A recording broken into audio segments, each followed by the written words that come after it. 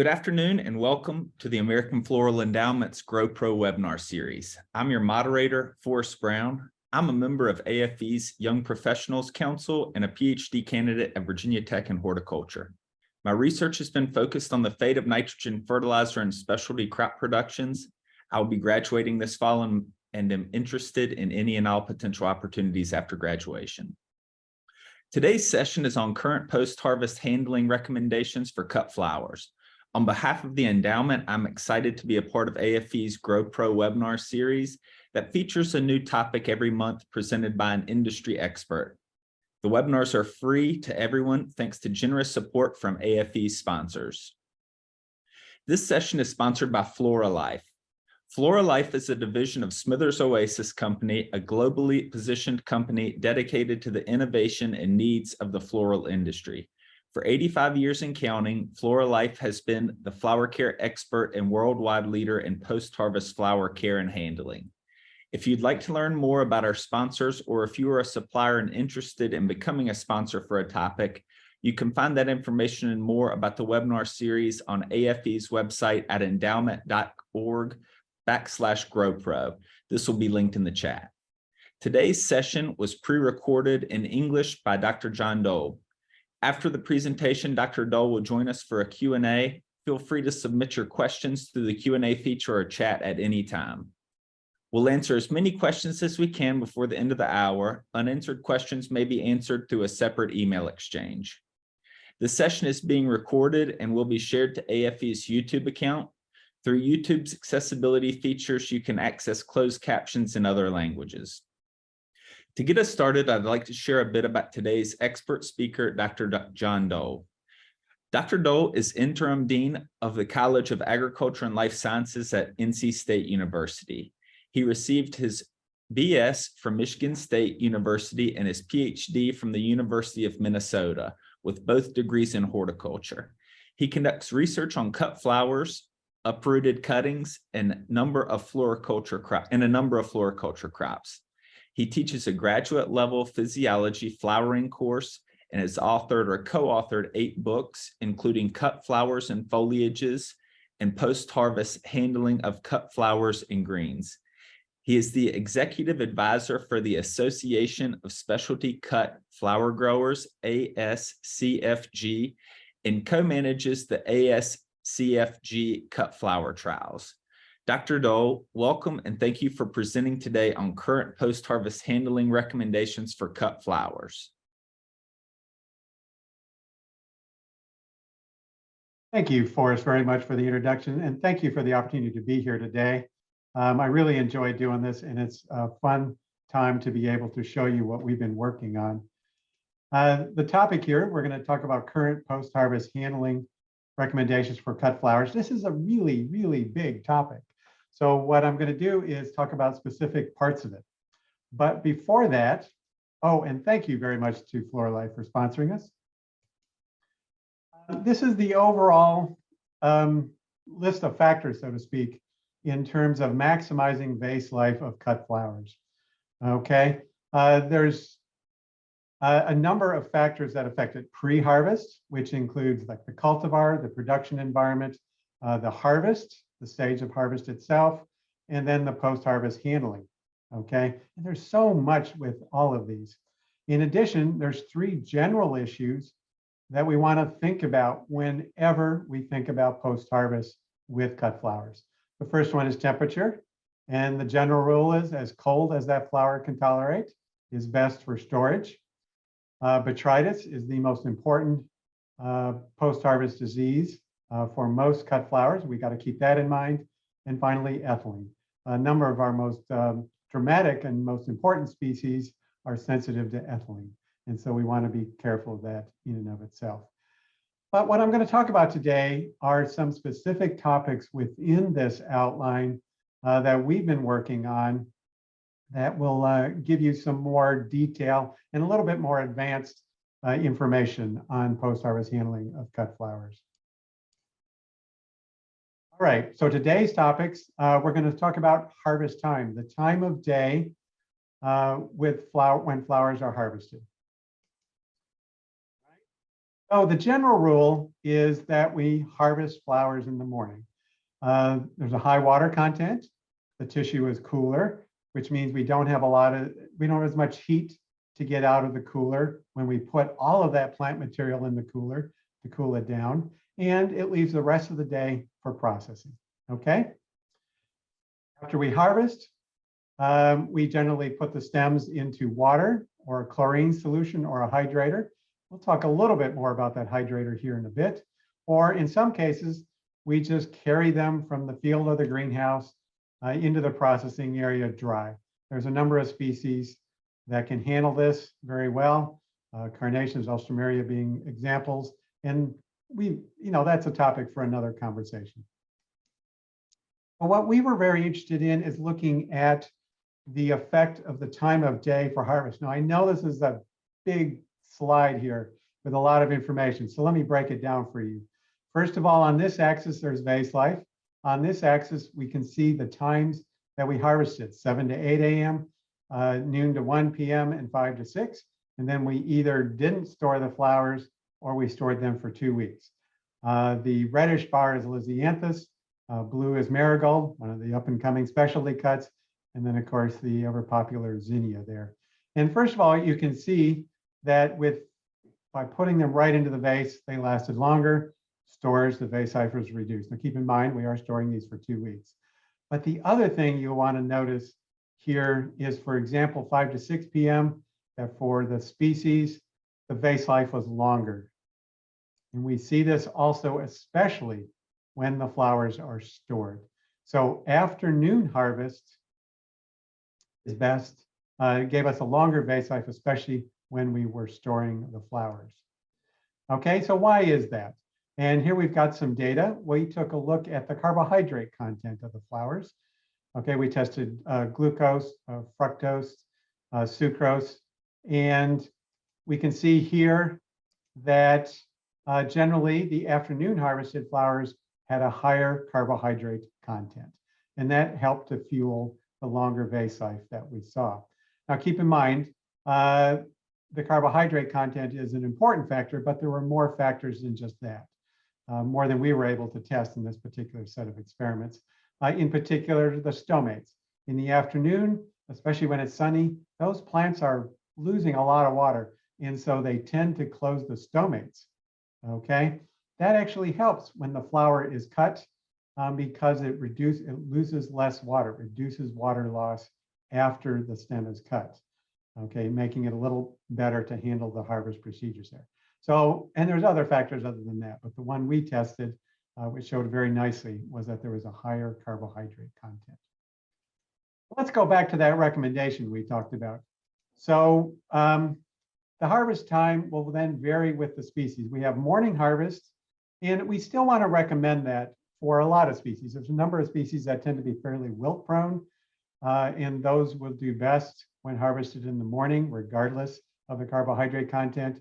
But then afternoon harvest, they have a higher carbohydrate content, closed stomates, and best for storing flowers. Keep in mind that this issue is a bit of a moot point sometimes, well, actually many times, when, there's a lot of production and folks are working all day long to get everything harvested. But if you do have some control over the issue, then you may want to divert the afternoon harvested flowers for the ones that are going to be stored in the cooler longer, because in general, you get a little longer vase life. And then, of course, finishing up with the rest of the handling that we talked about before, whether it be into water, chlorine, or hydrator, or handling dry. The next topic here is to talk about species-specific solutions. Okay, and for that, I want to give you just a real quick overview. So my apologies to the folks who have a lot of experience in this. This is more for the new folks. Talking about floral preservatives. We tend to think of this as ABC, and I want to thank Allison Carlson, who's a former graduate student who did these graphics for me. A stands for acidifier, B for biocide, and C for carbohydrate. So if you think about the ABC, then you pretty much got most of our floral preservatives covered. Now, we tend to put them into 4 basic categories. First one is hydrating. That is just what it implies, where we really try to promote water uptake. That has the A and the B, an acidifier and a biocide. The next category is holding. That has the A, the acidifier, the biocide, but also has a moderate amount of carbohydrate. And just what the name says, that allows us to hold the flowers for 24 hours to a few days. The vase solution has all three of the same, but the higher carbohydrate content. That's intended to really give maximum vase life for the consumer, allow all the flowers to open up and give good color. And then finally, we have species-specific solutions. We'll cover those in a bit here. They can have any combination of those, but many of them will have growth retardants, or growth retardants or growth regulators in them that might give additional benefits. All right. Now, all of these different types are available in a whole variety of different ways of being delivered. Powders, liquids, pills, buckets, jugs, packets, and tea bags. And getting into all of that is for another day. Now, over the last 16 years, we have done a lot of testing of new specially cut flowers, and we've tested over 213 cultivars. This has been funded by the American Floral Endowment and by the ASCFT Research Foundation. And the first example we're going to cover here is just marigold. And I'm not going to go through all 216, because of course that would take a long time, but just to hit a few examples. With that we showed you here, we give the flowers 4 treatments. They either go into hydrator and then water or holding, or they go into water and then water or holding. So basically, with or without a commercial hydrator and with or without a commercial holding solution. And we can see here for marigolds, highlighted in the red, that the longest vase life was when the flowers were given a holding solution. Okay, so this is one of the ones that would come under the category of a holding solution is beneficial. Basil is one of the ones that we've tested a numbers of basil over the years. Really fun specialty cut for adding some fragrance to bouquets, and hydrator always does better. And we can see a dramatic increase here in the use of, with the use of a hydrator in the vase life. Okay, Heuchera, Florist Choice. I put this one in because I love the description that the growers had for this. Pops of color. It's really great for adding little bits of color into bouquets. Hydrator plus holding gave us 13 days. Holding or hydrator alone gave us a shorter amount of vase life, and water only gave us just 5 days. So this is an example of one where we want to use both a hydrator and a holding. Now, not very common, but there are a few flowers where hydrators and holding is not beneficial. In here with the sparkling burgundy, really fun specialty cuts that a lot of folks are now growing. 11 days was the vase life with hydrator and holding, but 42 days with just water. That's unusual, but nevertheless fun and interesting. So with all of that, we have come to 2 general conclusions. For most flowers, you want to cut into high quality water, possibly with chlorine pills. We do think that those are beneficial for many species. And that water will be used to hydrate the flowers for at least 4 hours. And we generally use commercial hydration solutions only for the species that need them. And I gave you a couple examples in the previous slides, but I'll add a couple more: Gerbera, hibiscus, mahogany splendor, which is a great foliage, and yarrow. These are all species that do best when harvested into a commercial hydration solution. In general, we recommend holding solution for most flowers. In fact, for just about all of them, unless you see a problem. Okay, and we occasionally run into issues with zinnia, and I'll be covering zinnias near the end and can talk a little bit more about that.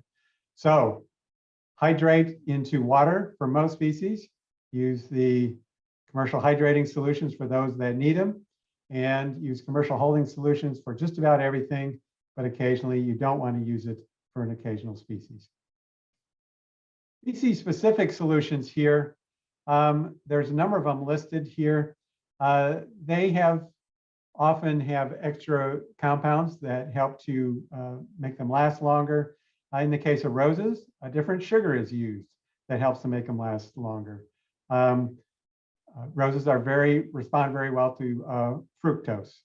Okay, now I showed one of the experiments here. We've got lilies, yellow and orange lilies, and the ones encircled in red were given the Floral Life or the Chrysal bulb solutions. And if you look closely there, you can see that the foliage is much better compared to the general post-harvest solutions. This solution has and cytokinin that helps to keep the foliage looking good. So again, if you're growing a lot of a particular species, you will want to use this solution specifically for them because they do work. A lot of work has gone into develop things and they're pretty effective. All right, switching gears, long-term storage. All right, this is the topic we've been researching the most lately. And so I'll try to keep it brief, but we've got a lot of very fun stuff going on here. All right, so let's set the stage. Long-term storage. We need to store flowers when we're stocking up for events, markets, and holidays. You know, Mother's Day, Valentine's Day. The demand is so huge, we have to start cutting well ahead of the time to be able to have enough product to sell. Then we run into some environmental issues. High temperatures will speed that crop up, and it may bring it in before you're ready to sell it. And then, of course, with many of our species, we do multiple plantings Well, again, we can get some warm weather, or you know, sometimes it just happens where everything flowers at once or very close, and we do not have the market to sell everything all at once. So we want to store things. Traditional storage of cut flowers is around 34 to 40 degrees. Okay, we generally, and remember I mentioned temperature at the very beginning, we generally like as cold as possible, but I will say in talking with and visiting growers, we do tend to see temperatures up around 38, 39, 40 quite often. What we have done, taken a look at here, is using sub-zero storage. And this is at 31 degrees Fahrenheit, so just below freezing. Okay. The first species we tested this with is peonies. And peonies are a great crop to test this with. And we're going to cover peonies at near the end of the talk when we cover peonies in general, when we do the post-harvest handling for peonies overall. Let me go ahead and show you tulips. Now, this slide needs just a little bit of explanation. First of all, we've got the 31 degrees and 33 degrees, and 31 and 33. We also did the stems with and without the bulb. Now, commercial practice for tulips is to keep the bulb on, and we've done that as well, but we were curious. We looked back in the literature, we couldn't find an experiment that actually tested this per se. So we wanted to have some fun, and so we added that in. And the first thing you can see very cleanly here is that leaving the bulbs on, the flowers stayed more turgid. This is after we pulled them out of storage. So leaving the bulb on gave very turgid. And the other thing you'll notice a little bit here is with the 31, the quote unquote frozen flowers, that they did not lose as much water. They're not as wilted as with the 33. So that's to start with. Then taking a look at vase life here. Again, we've got on this axis the vase life, on the lower axis, we've got storage duration. We stored them out to 6 weeks. We can see that when we stored them with the bulb at just below freezing at 31, we only lost about a day in vase life over that 6 weeks. However, when we cut them and we stored them just above freezing, we lost it 4 days. So freezing works very well with tulips, and we generally want to keep the bulb on during storage. Now, next is iris. Okay, and peony's going to wait there. First slide here is showing the different cut stages, A, B, and C, mainly at the top there. D there just shows B from the top, and then you can see an open flower and one that is senesced. And but you can see a little bit of a bud, the secondary bud starting there. Okay, so what we did was, here we did bulb attached and cut stem. And I will mention at the very beginning here, leaving the bulb on iris is, and I should say corm in terms of iris, is not an easy thing to do because they have roots that tend to pull that storage organ down in the soil. But we wanted to try it because we had just finished tulip and we were curious to see what it would do with iris. And sure enough, it helped. It helped the flowers open up better. We quite often see with iris that the flowers don't open all the way up, but leaving the bulb on really did help in this case. And then we can also see that at the below freezing there, and I should have put 31°F, I forgot to do that, but we got better opening with the frozen flowers. So again, to summarize with iris, with the bulb on, we got better flower opening, longer vase life, and when we froze them just below freezing, they opened up better and we got a longer vase life. So those are three, peony, which we're going to cover in a bit, iris, and tulip. Those are all species that tolerate cold quite well, and that's why we started with them. But what about some of the major cut flowers? All right, we dived right in, and roses, roses, roses. Of course, roses are the most important cut flower, and so we tested roses here. And this is Freedom Rose after 6 weeks of storage. The top row is 31 degrees, and the bottom row is 39 degrees, which is a fairly typical storage temperature. Again, we like to see it colder than that, but on this particular experiment, we decided to go with what we were typically seeing as opposed to what we were hoping, which was 33. So we went with 39.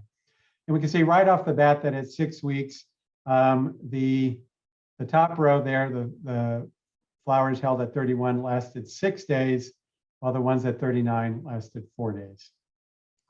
And we brought it out to 8 weeks of storage. We got 4 days of vase life versus 3 days, and it was sort of a shaky 3 days. So we got an extra day, but we weren't able to have them last longer. With Lily, long-term storage, the controls are at the top here, the first row. The next row has 4 weeks at 31, and we can see vase life went down to about 5 days there. And then at 8 weeks of storage, we got about 72 hours, which is about 3 days of storage. Now you're wondering, where are the 39-degree stems? They didn't handle storage. So they're not on this photo at all because they didn't do well. So you can see that the freezing of the flowers, especially for 4 weeks, really helped them to last a lot longer. We tested a whole bunch of species, and I'm not going to go through them all individually. So let me just say here as the summary. This list here has the ones that benefited from the sub-zero no effect tulip and tuberose, and damaging were dahlia, gerberis, snaps, and status. They just turned to mush, essentially. Snapdragon is one that I would love to try again sometime. We use greenhouse grown snaps, which tend to be very soft. They're gorgeous, of course, but they're very soft. Field grown snaps are hardier, and they might have done okay. So one of these times we'll go ahead and try that with field grown snaps. All right. Now we're going to cover some specific crops, and I picked 3 here.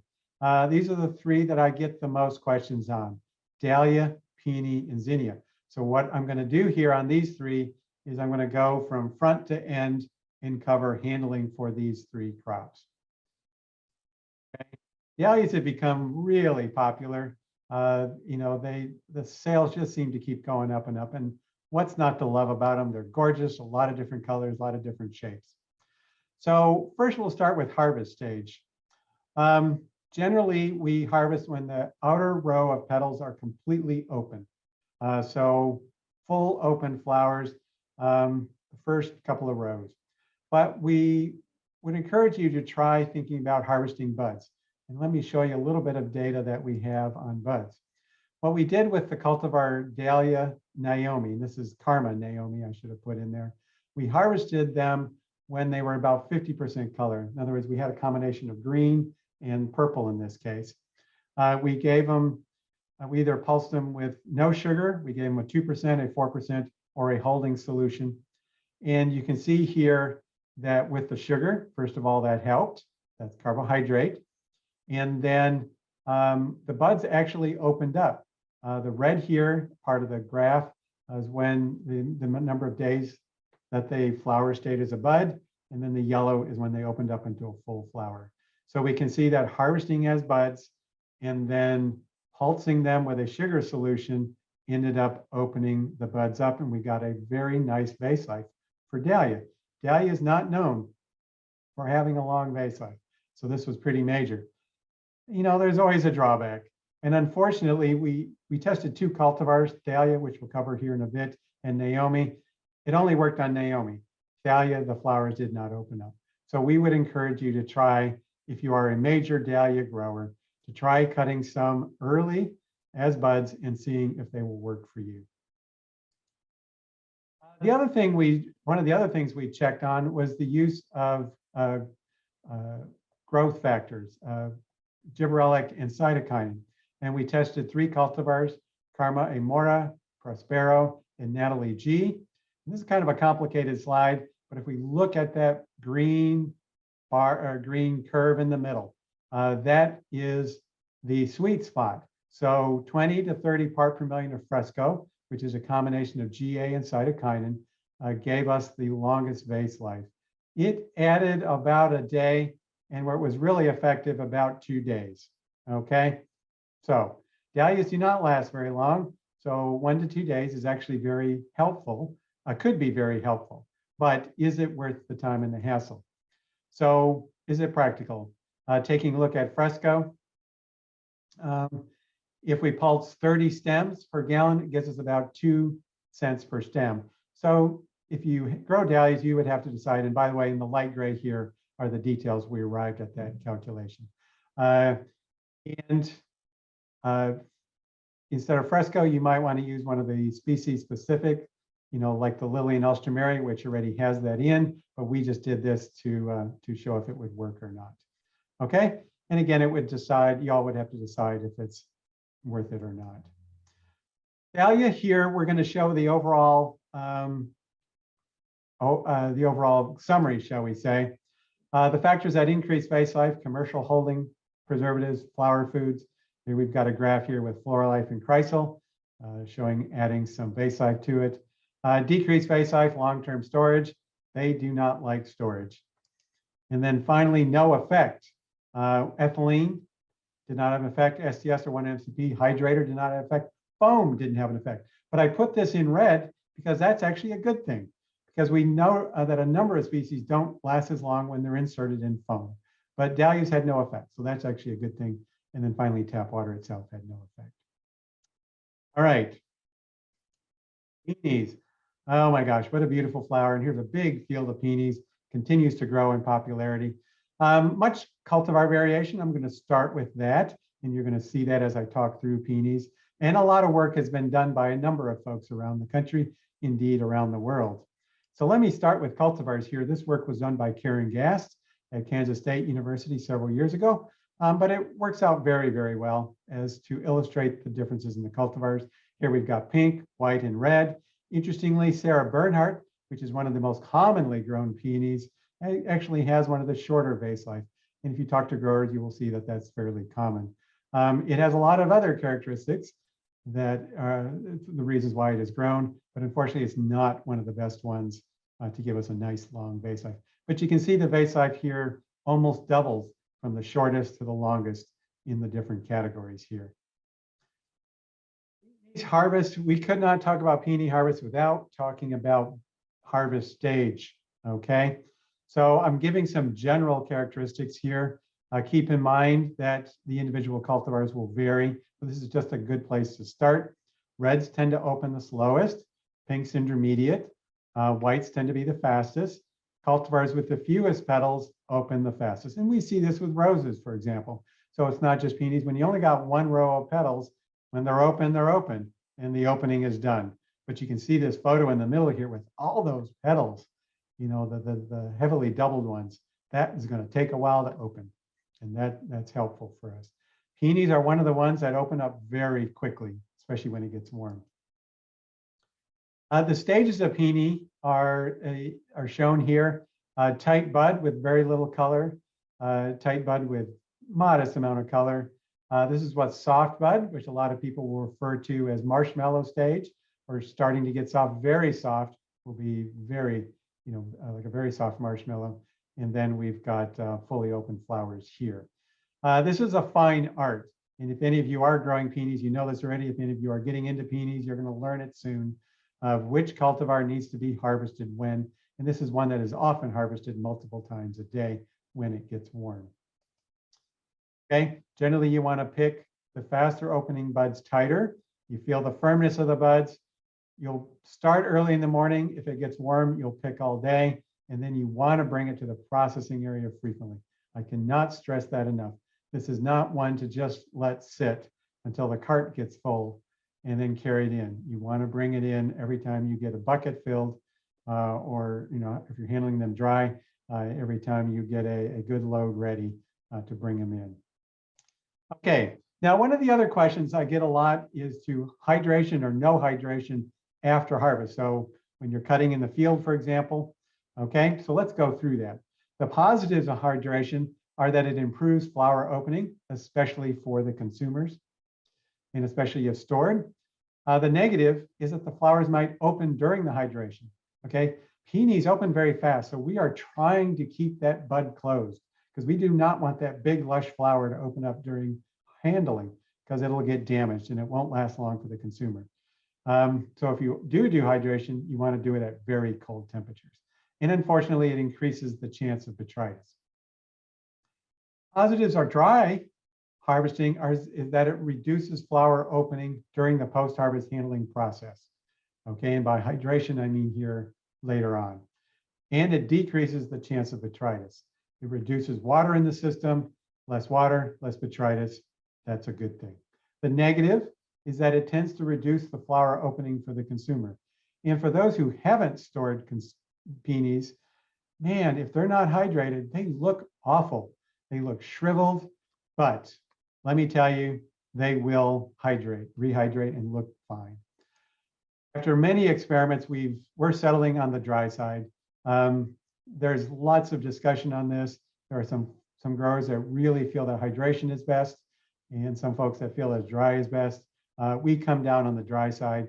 We feel, especially if you're going to be storing flowers, peonies, you want to hold them dry from the harvest through the storage, and you only hydrate after storage, and maybe even not at that point, but if you're going to be sending them to a wholesaler, for example.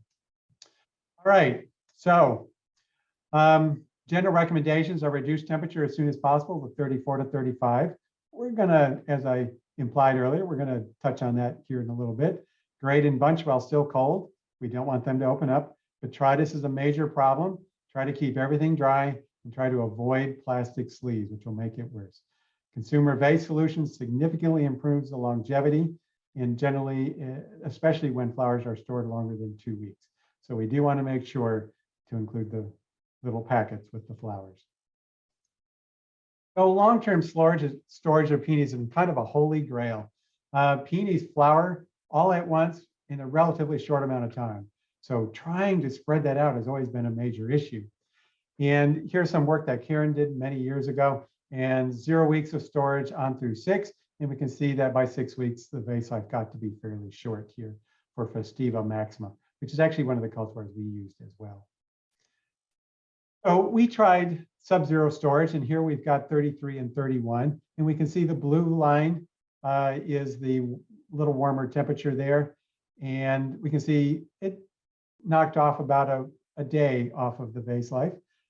Freezing them added about a day. Again, peonies do not tend to last all that long for most of the cultivars. And so adding a day can be very helpful. And we were able to store them out to 16 weeks. This graph is helpful, but it doesn't show the main benefits that we noticed from freezing the peonies, sub-zero storage. And that was, we had a big increase in the number of buds opening at 16 weeks, 12 and 16 weeks, and that the flower diameter was better. So they opened up, more opened up more fully. And we had a big decrease in the flower deformation. And here are some of here's a photo. This was by Nathan Johnke, showing what some of the flowers look like. So here are the controls. And then we've got all these beautiful, we got all these not so beautiful flowers here. This first row here isn't bad, but by the time we stored them out, if they opened at all, they did not open up very well. But freezing the flowers improved the quality of the flowers opening up by quite a bit. Oh, we're going to change that last slide that I just showed you and process and store without hydration and long-term storage of up to 12 to 16 weeks at 31 degrees will increase the quality of the flowers after they are stored. All right, thanks for hanging in there with me. I know I'm covering a lot of material. Let me go ahead and cover just one more species. This is the most commonly grown cut flower in the United States. Notice I did not say the most important cut flower in the United States. A lot of people grow it, but it is not the most important cut flower. I think that honor still resides with lilies, but nevertheless, a lot of people grow it. It's fun, it's popular, a lot of colors. And here you can see a field of zinnias right here. Zinnias are fun to work with as a researcher. They're not so fun as a grower because the vase life can be a bit problematic at times. It's very erratic. Sometimes we get good vase life, sometimes we get poor. So we've done quite a bit of work on it, and I want to get started showing you some of that work. First of all, let's talk about seasonality. And this is part of the reason that zinnia vase life varies. What we did was we grew zinnias and we harvested and tested the vase life every 2 weeks, okay? And that's the blue line there. We started in July, and we can see vase life actually went up in August. 15 days, which is very nice for a zinnia, okay? Then as the season went along, the vase life went down till we had a low in late September, and then it recovered a little bit, and then our last harvest was in late October. We were wondering, we were harvesting stems from the same planting. Maybe just the planting was wearing out, so to speak.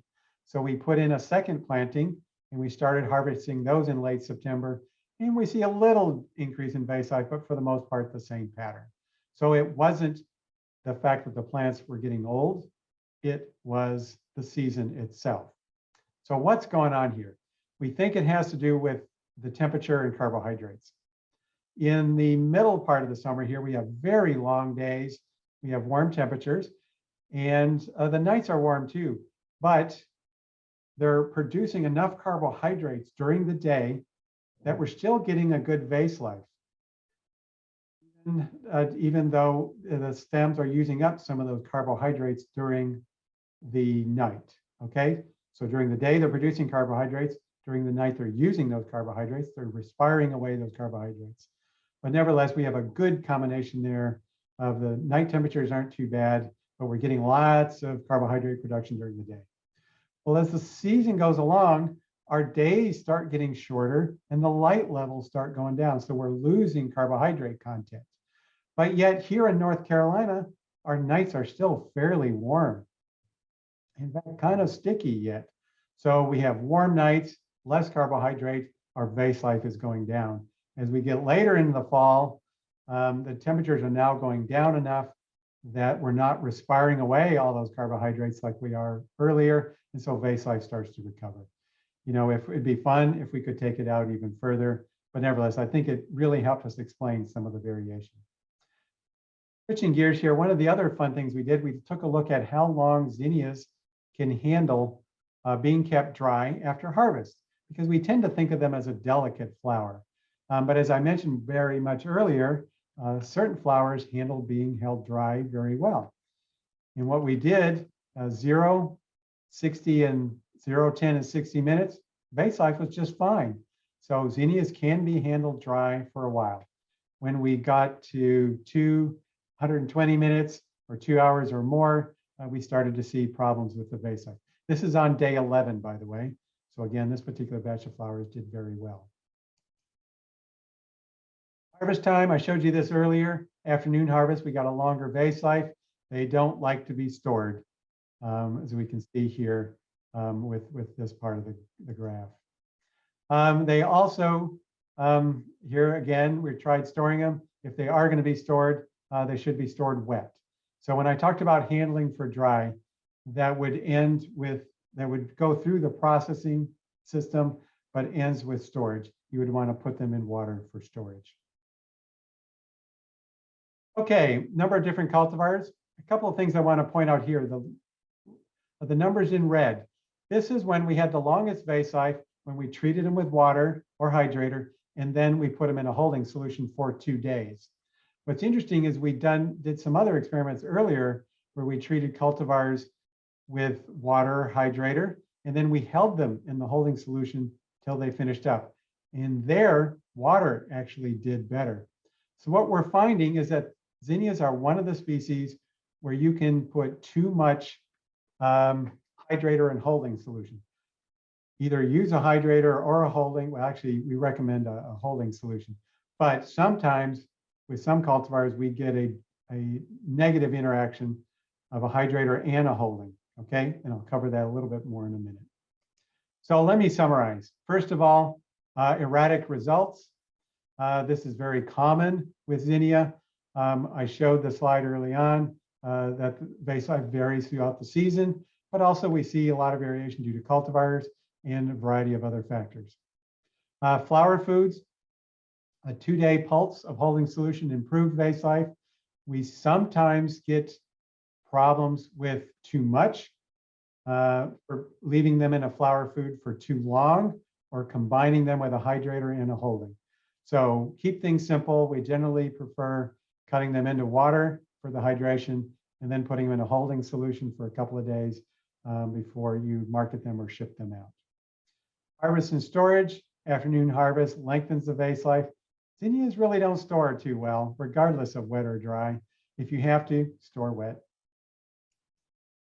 And finally here, handling, they can tolerate being handled out of water as long as 2 hours. So you can cut them in the field as long as you don't keep them out there dry too long. You can cut them in. You want to recut if dry. And we have found that if they're in water, we generally don't recut them. That's a whole nother experiment I didn't include for the sake of time. With bacteria, zinnias are a dirty flower in the sense that they tend to hold on to bacteria, and that tends to get into the water. So if the stems are in water already, you don't need to recut them. Cold damage. All right, I didn't cover this with an experiment, but I want to give you the summary. We actually had a hard time showing cold damage. We heard from growers many, many times that zinnias experience cold damage. Finally, we got it when we stored flowers for 36 degrees for 1 week. However, 1 to 3 days of 34 to 36, we did not get it. So watch your stems closely. Storing them for a short amount of time, chances are you're going to be able to do it without damage. But just be careful and watch it. Like I said, we were able to finally show the damage, but it did take a week long of storage to do that. And finally, the last topic here that I want to mention is something we have not researched directly, but we've experienced in our field at times, and that is a disorder called zinnia meltdown. This is the rapid decay of zinnia stems, generally within 24 hours. This is not normal post-harvest senescence. This is just they turn to mush, okay? Sporadic, more common in the east than the west, and has been determined to be due to fusarium. And you can see the folks there that did the testing on this to figure that out. So it is a pathogen problem, and it tends to turn the flowers to mush. As I mentioned, zinnia is a dirty flower that is sensitive to microbial growth. And so cleanliness is very important. Clean buckets, clean water, clean clippers. The folks who have had problems with zinnia meltdown have gone to sterilizing their clippers frequently. Sometimes, every couple of feet of the bed. Big hassle, but it allowed them to be able to still get a crop. So keep that in mind. Like I said, it varies from year to year, but if you do get it, it unfortunately can be quite problematic. All right, well, thank you for bearing with me. Crammed a lot of material into this talk, a lot of good stuff, and to say I even left some stuff out. Okay, but let me go ahead and finish up here. I want to thank Jen Kalinowski in particular. She did all the cold storage work with all the various species, and has just done a really great job with that work. And there's been a whole bunch of folks who've helped out with various projects across the years. I want to thank them very much for all of their work to help put this all together. Thank you to the American Floral Endowment, the ASCFG, as well as various suppliers for providing materials. And we do a lot of work with growers, and we thank them very much for all of their assistance. We appreciate it. We couldn't do it without you all. And putting a plug for the next in the series, creating a culture of sanitation. Boy, you know, I just noticed finishing with zinnias, a species that are really sensitive to sanitation practices, will lead very nicely into Rosa's talk. I know she will do a great one. She's just done a really great job up there at the University of Connecticut. Looking forward to hearing her talk. And finally here, we're going to turn it over to questions and comments. And thank you all very much for the opportunity to present and give you our latest work on cut flowers.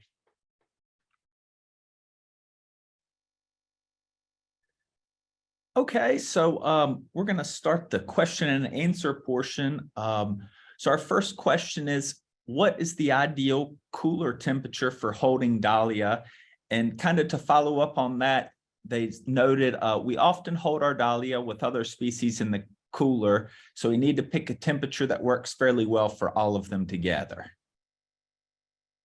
Yeah, that's a great question, and that's something that faces many cut flower growers, some of whom can grow a whole broad range of species at the same time.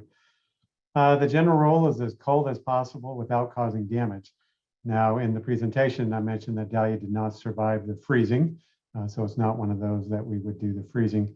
I would love to see 34, 35, 36 for dahlia, which will work for most species. Some of the cold sensitive species, you know, finished up the presentation talking about zinnias, celosia. Basil is very cold sensitive. So that's one that you'd have to keep warmer, and occasionally lilies, depending on how they're handled, can be cold sensitive, the oriental types. But yeah, if you can, for just dahlia, I would try to keep it 34, 35, 36. They do not have a very long vase life, and so holding them cooler will get you the maximum amount of life out of them. And the same person had another follow-up question. If we need to hold zinnia 3 to 5 days before delivery to florist, is it better to hold at room temperature or in the cooler?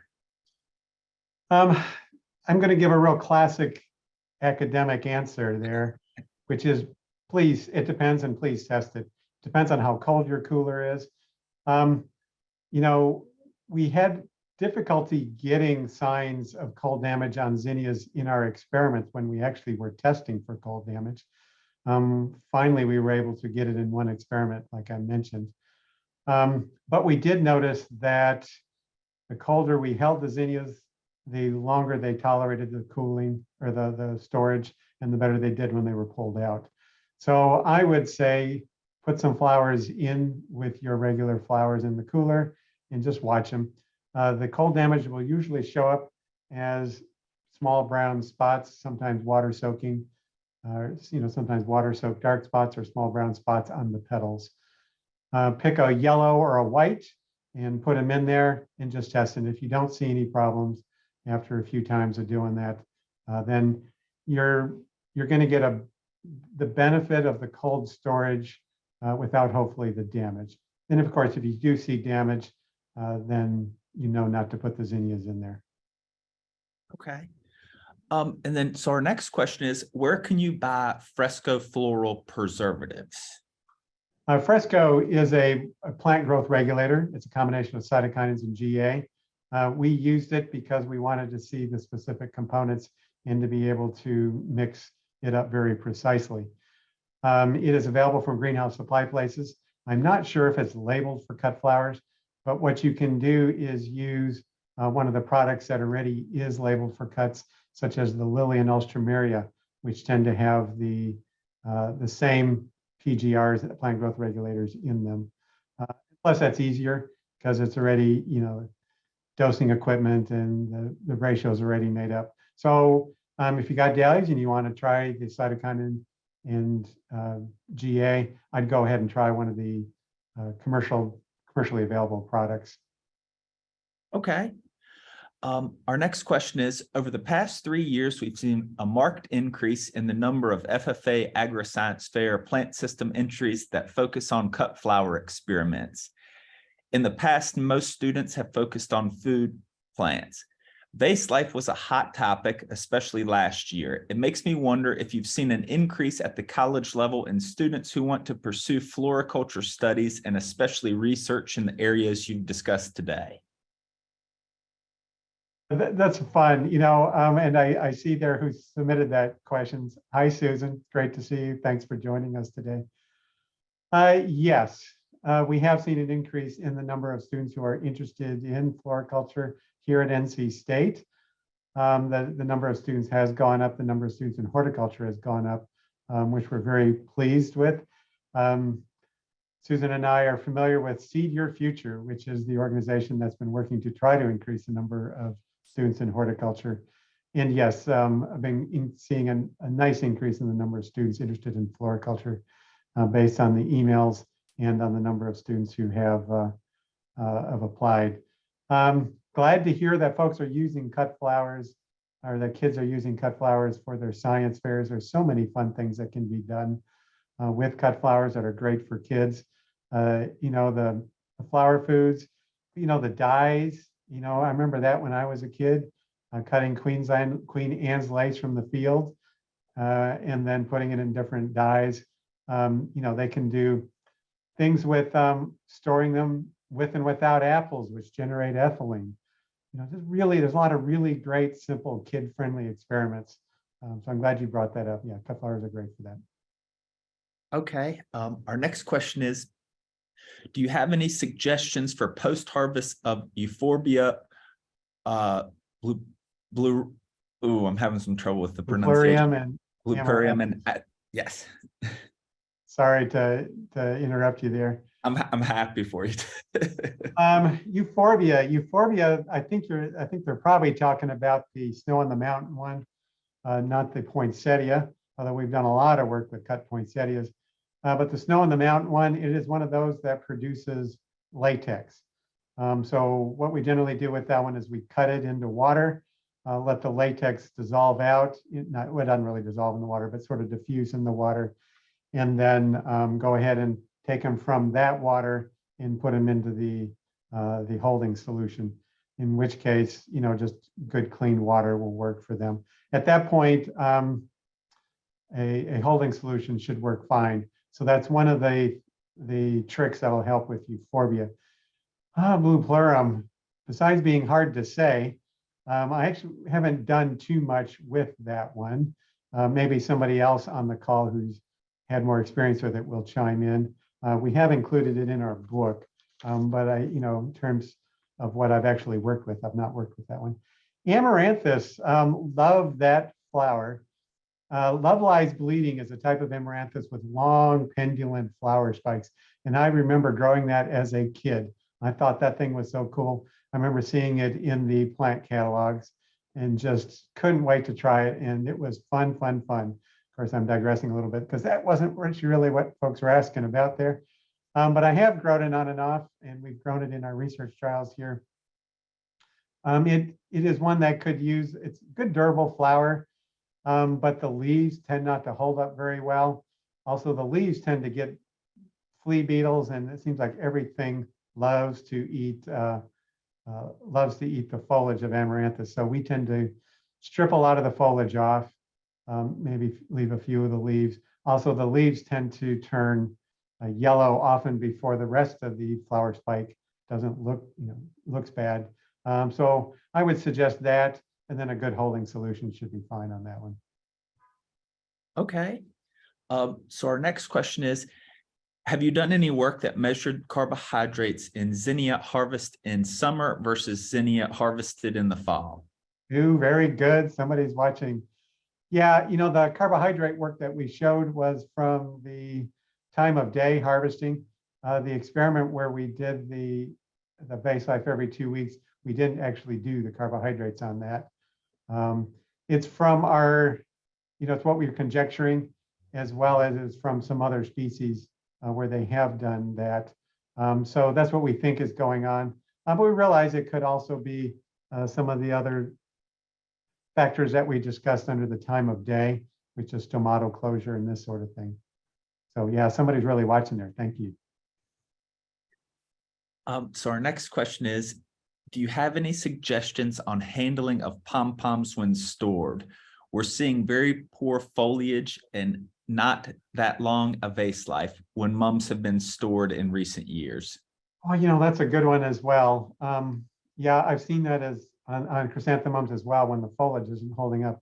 We did a number of experiments with chrysanthemums, and we had a debate within the group as to how we were going to handle the yellowing and the yellowing of the foliage, which tended to occur before the flowers. I would think the PGRs, cytokinin GA, would be useful there. In fact, I know there's been some work done on it. I would suggest trying that first. Okay. Our next question is, did any of the trials done use a pre-cooling step? Pre-cooling, that means, yeah, I wonder if which experiment they're talking about, if they're talking about the freezing one.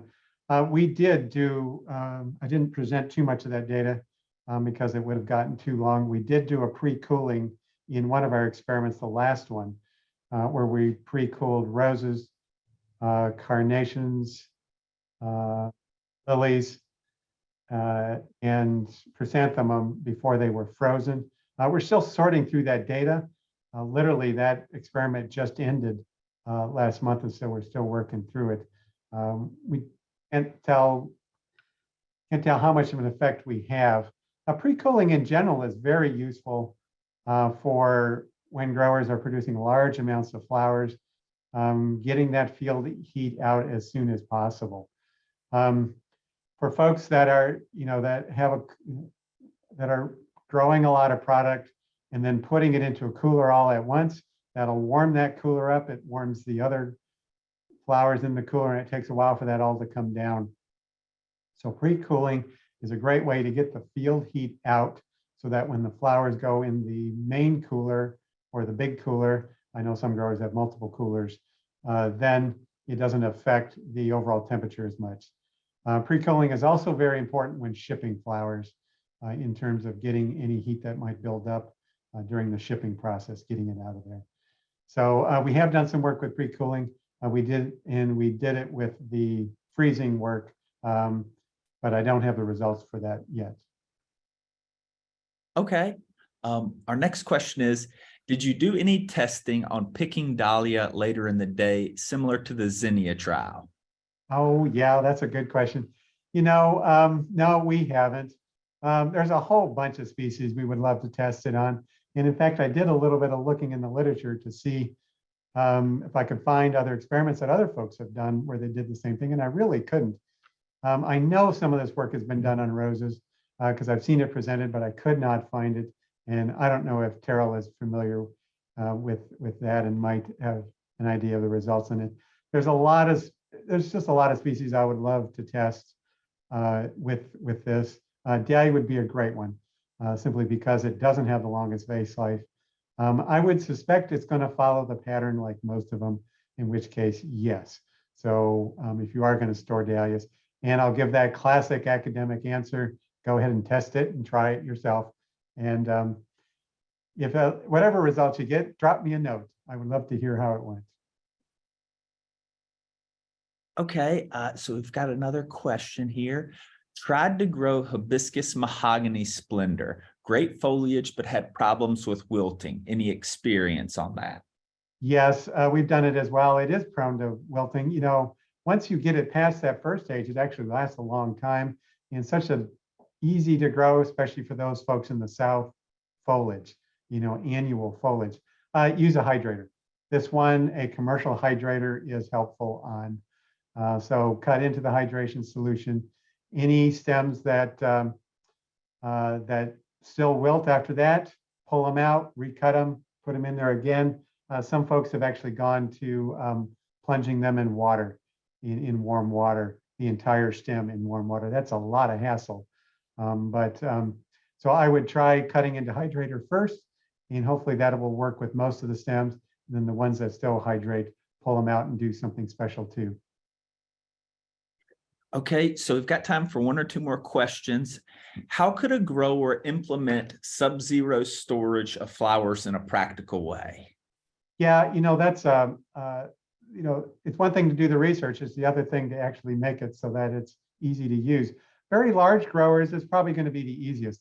They're going to have walk-in coolers and cold rooms. They might have more than one walk-in cooler and cold room. They may have some of these two-tiered coolers where they've got an outer cooler and an inner cooler. And I would start with that inner cooler.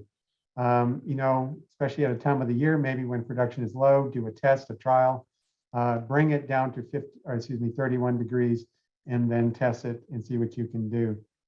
See how they go. Especially large growers, they're going to want to use it when building up production for the holidays. Now, smaller growers might also wonder, well, how can this apply to me? Even if you have a cooler, many times you might be able to get a cheap one of these Floral coolers, display coolers that have the glass window. You can bring that temperature down. Newer coolers generally work better. Nathan, who did the original work with Peony on the freezing, had a lot of issues with the cooler coils freezing up. But once we got that worked out, it worked fine. So there are different ways. I would say start small, test, and then go from there to see if it works for you. Okay, that's all we're going to have time for. Again, thank you, Dr. Dole, and thank you everyone else for joining us today for another session of AFE's Grow Pro webinar series. Join us on July 25th at 1 p.m. Eastern Time for our next session on creating a culture of sanitation. Visit endowment.org/GrowPro to see our full list of upcoming sessions, past webinar recordings, and other grower-related resources and research reports, all of which are available to you free thanks to industry support.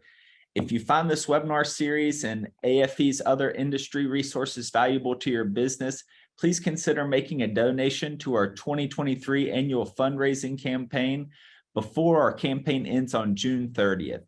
More information about this year's campaign and sponsorship information can be found at endowment.org/rise. This will be linked in the chat. We also ask that you please complete the brief survey about today's session where you can suggest additional topics and help us continue to improve these webinars. Thank you again for joining us. Thank you all.